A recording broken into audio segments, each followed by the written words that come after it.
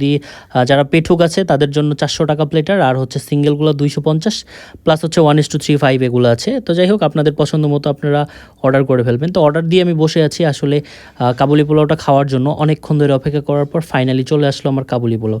তো এসে আমি দেখতেছি, প্রথমে ভাবতেছিলাম কী রে ভাই, সাদা ভাত আর এক টুকরা মাংস দিয়ে দিছে। তো আমি ভাবলাম যে এই শুকনা শুকনা রাইসটা খাবো কেমনে।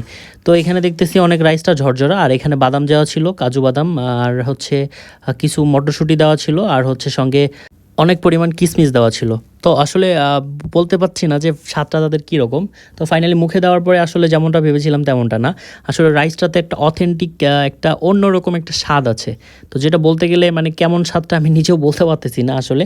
তার মুখে দেওয়ার পরে একটা অথেন্টিক একটা স্বাদ চলে আসছে, মানে একটা আনকমন স্বাদ, যেটা এর আগে ট্রাই করা হয় নাই। তো একটা রোস্ট চেক করার জন্য আসলে শুকনো শুকনো মনে হচ্ছিল, তো একটা রোস্ট চেক করার জন্য নিয়েছিলাম। তো রোস্টের ঝোল দিয়ে আসলে অনেক আরেকটু মানে স্বাদটা বাড়ানোর জন্য। তো ফাইনালি হচ্ছে